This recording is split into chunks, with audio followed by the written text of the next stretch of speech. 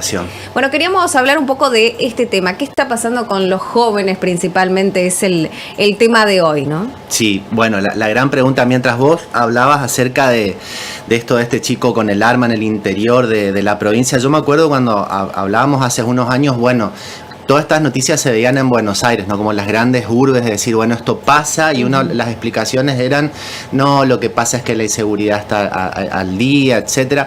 Y lo que pasa es que las redes ahora globalizan todo, para bien y para mal. Entonces tenés la información a un clic de tu mano, pero también tenés todo esto. Y esto, la violencia se contagia. La violencia viene de arriba hacia abajo y se contagia siempre a los costados. Básicamente lo que está pasando es que vivimos en una sociedad extremadamente violenta. Lo había mencionado en la nota anterior, que la política manifiesta, digo, en el espacio en general político, digamos, como una especie de eslogan, el agravio hacia el otro, y nos podemos después, digamos, rasgarnos las vestiduras y decir que eso no nos va a contagiar. Si a nosotros adultos, cuánto más un adolescente que su psiquis todavía está en proceso de formación. Aparte, el adolescente tiene una particularidad en la cuestión en lo que tiene que ver con la referencia. Siempre necesita referentes, se mueve por referentes.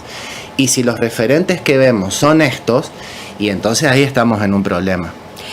Los adolescentes, en este caso, bueno, uno habla, ¿no? Por ejemplo, decías en las grandes urbes, uno se ve mucho más allá, ¿no? Estados Unidos, otros países que frecuentemente tenemos que hablar de esto. Y allí parte de decir, ¿están sufriendo más bullying que antes acá? ¿Las redes sociales son un lugar libre donde cualquiera puede decir cualquier cosa? Sí, lamentablemente. Y también tengo que decirlo, que el bullying no viene solamente de compañeritos. Yo he estado en reuniones de distintos establecimientos privados, públicos, porque esto no hace acepción de personas, donde el bullying también viene de propios docentes, directivos. La indiferencia es una forma encubierta de bullying también. Mirá, vos sabés que me estaba acordando justamente ayer de un acontecimiento, creo que fue en Texas, Estados Unidos, de una persona, no me acuerdo si fue un joven, un grupo de jóvenes que entraron, y la famosa masacre.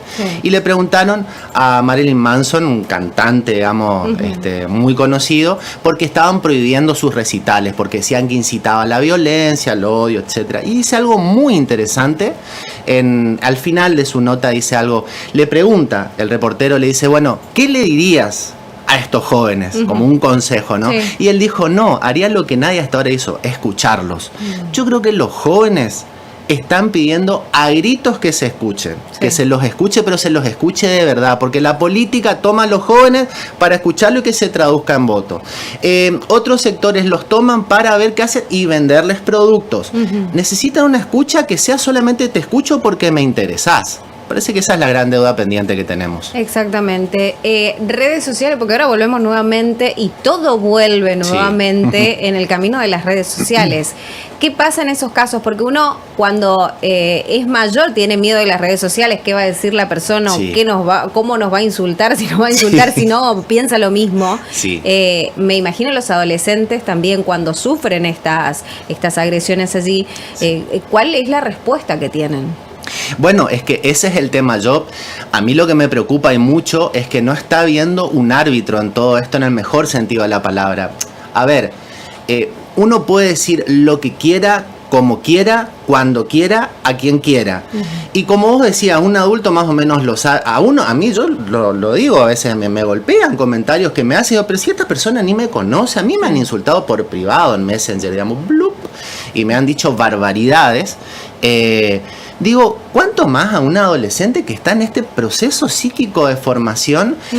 Después, claro, vemos que hay una autoestima súper dañada, vemos intentos de suicidio, vemos la contracara a la violencia, que es justamente hacerte una coraza y atacar al otro, porque esta también es la historia del bullying, la historia de nunca acabar.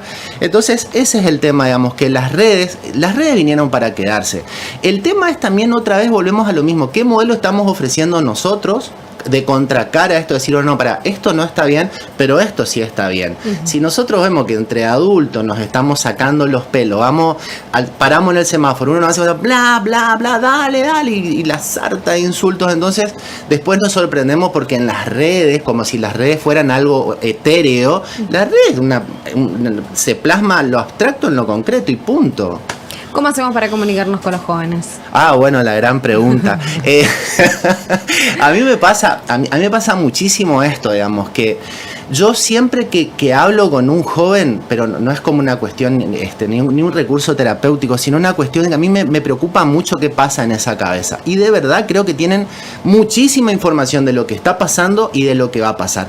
Entonces, por ahí, usar un par de preguntas como disparadores, ¿sí? ¿Cómo estás? ¿Qué te parece esto? No bajar todo el tiempo línea, desde lo político, desde lo educativo, desde lo normativo. Todo el tiempo deberías hacer. Yo en mi época, viste, me acuerdo el otro día un meme que decía: a los 12 años mi abuelo tenía 2 terrenos, 5 hijos y cuidaba al hermanito más chico. Bueno, esta es otra época. Sí. Esta es otra época. Entonces, escucharlos yo creo que es la prioridad. Porque en función de lo que ellos nos transmitan, podemos nosotros también o hacer una repregunta, dar un consejo si se quiere, y si no, que ellos se sientan en un espacio seguro donde, mirá, yo te escucho y no te juzgo, vos podés contar conmigo. En cuanto al bullying, por ejemplo, ¿cuándo sabemos que está sufriendo un tipo de agresión, un tipo de bullying o alguna situación?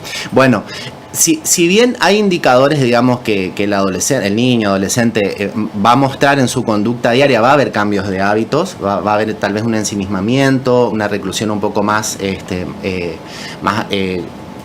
el tiempo, pero tal vez no sean tan evidentes, sobre todo si uno no es tan perspicaz en la mirada. Entonces siempre es bueno acercarse a la escuela, cómo están las cosas, cómo va, tantear un poquito a este docente, qué nivel no de preparación, sino de preocupación tiene por sus alumnos también, y ver, bueno, cómo andan, conocer a los compañeros, ver con qué grupos se frecuentan. Por eso siempre lo preventivo va a ser siempre lo mejor en estos casos.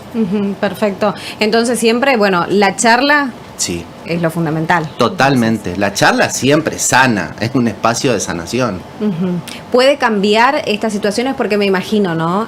Si alguien sufre bullying, esto puede repercutir en su juventud, sí, y luego más adelante, ¿no? Y va a repercutir siempre de manera negativa. El odio enquistado en alguien, en el mejor de los casos se puede traducir de una manera productiva. El arte y otras formas, ¿no? Pero generalmente, y sobre todo los resabios que quedan, son muy peligrosos, primero para la persona y después para la sociedad, porque es una olla a presión, donde después cualquier cosa destapa un poquito esa olla. ¿Y se puede cambiar esto o no? Y vos me preguntás a mí desde el optimismo, yo te digo que sí, y deberíamos, y yo creo que en algunos espacios se está trabajando para cambiarlo, seamos honestos, hay escuelas, hay docentes, directivos que realmente abren un espacio, se preocupan, te convocan a los padres. Lo que a mí sí me preocupa, y yo insisto en esto, yo no estoy afiliado a ningún partido político, pero digo, a mí me preocupa porque si la política, que es la referencia de leyes, ejecutar, controlar, el contralor de la sociedad de alguna manera, es la que tiene enquistado como discurso la violencia, hasta que eso no baje, yo lo veo muy, muy difícil. El 24 de mayo, de 17 a 19, con un costo muy, muy accesible, destinado a padres, docentes, a la comunidad en general, y de ahí ver qué otras inquietudes surgen. Por eso yo no me voy con ningún power, sí, me voy sí con algunos contenidos, pero va a ser más conversar acerca en qué estamos con neurodiversidad. Perfecto. ¿Y de qué se va a tratar principalmente? ¿Quiénes pueden participar, por ejemplo? Bueno, como decía, creo que Héctor Larrea, la familia toda.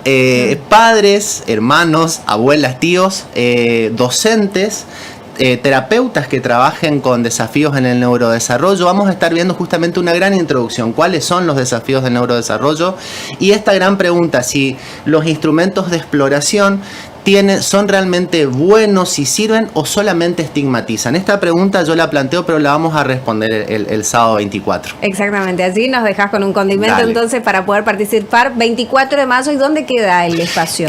Pueyrredón 253, una casa grande, hermosa, blanca, un patio grandísimo adelante. Y es un lugar muy, muy lindo, muy, muy lindo. Así que bueno, todos así invitados entonces, allí cupos limitados y la inversión 5.000 pesos. Esto es en el espacio Ibirapitá, sábado 24 de mayo de 17 a 19 horas, Pueyrredón 253 de la ciudad de Resistencia. Nosotros con las noticias ahora sí nos vamos a ver cómo está la ciudad de Resistencia.